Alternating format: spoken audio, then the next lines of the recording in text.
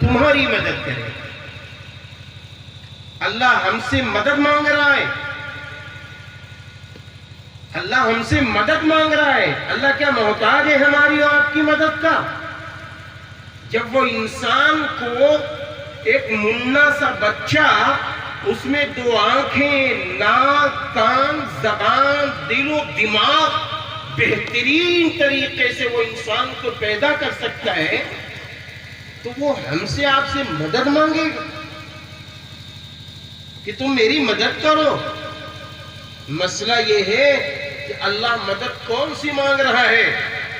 اللہ پہلی مدد یہ مانگ رہا ہے، اے میرے بندو، ہم نے تم کو پیدا کیا ہے، ہم ہی تمہیں کھلا رہے ہیں، ہم ہی تمہیں پلا رہے ہیں، ہم ہی تمہاری پرورش کر رہے ہیں، ہم ہی تمہیں عزت دے رہے ہیں، ہم ہی تمہیں بلندی دے رہے ہیں. میرے بندو، اب تم میرے بن جاؤ، میرے بن جاؤ، میرے حکموں پہ چلنے لگو، مجھے تنہا اکیلا مان لو. میں تمہارا معبود ہے، میں تمہارا مسجود ہوں، میں تمہارا مشکل کشا ہوں، میں ہی تمہارا پالنہار ہوں.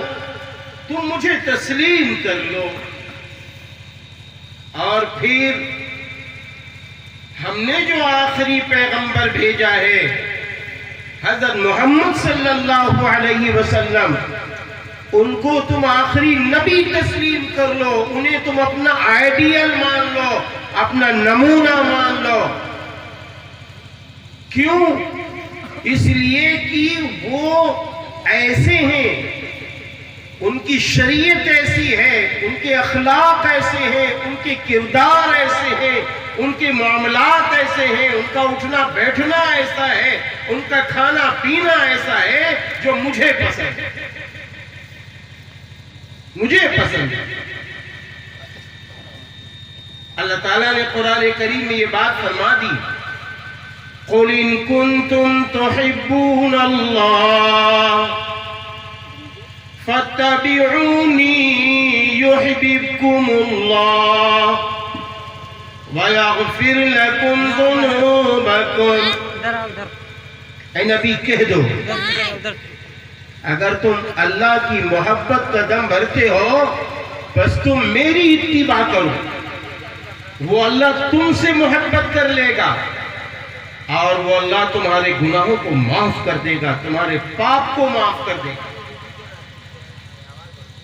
اس لیے ہم جب اپنے محبوب نبی کو آئیڈیل بنا کر کھانا کھائیں گے، پانی پیئیں گے، اٹھیں گے، چلیں گے، پھریں گے، بات چیت کریں گے، یہاں تک مسکرائیں گے بھی، تو معلوم ہے میرا اللہ ان بندوں سے بڑا پیار بھی کرتا ہے. کیونکہ آخری پیغمبر کو اللہ چاہتا ہے، تو آخری پیغمبر کے نمونے کو بھی اللہ پسند کر رہا ہے، اور جو ان کے نمونے کے مطابق زندگی گزارے اللہ اس کو بھی پسند کرتا ہے. آپ دیکھیے حضرت محمد صلی اللہ علیہ وسلم کا نمونہ. جب بات آتی ہے نمونے کی، آپ جس دور میں پیدا کیے گئے، جس دور میں آپ بھیجے گئے، جس دور میں آپ مبعوث ہوئے، آپ کی ولادت شریفہ ہوئی، اس دور کے انسان اپنی انسانیت کھو چکے تھے. حیوان کی شکل میں داخل ہو گئے تھے.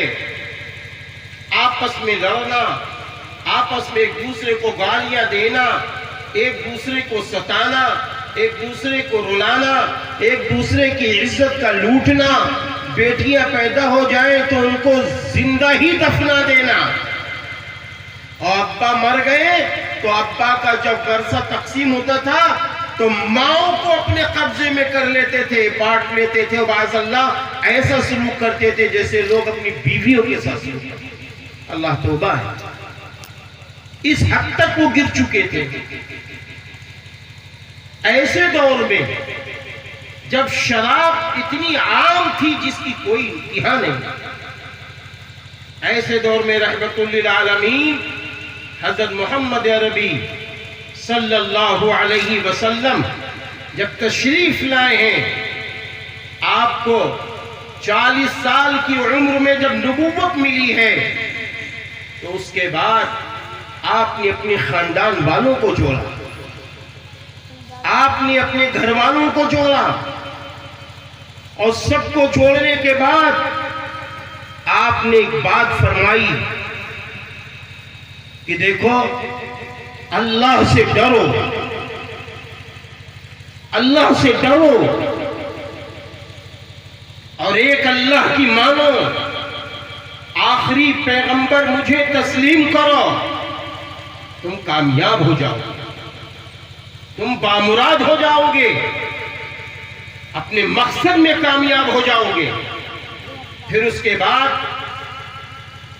حضرت محمد صلی اللہ علیہ وسلم نے جو یہ بات فرما دی، ڈرو، تو انسانوں ہم کیسے اللہ سے ڈریں گے؟ اس کی اللہ والوں نے ایک مثال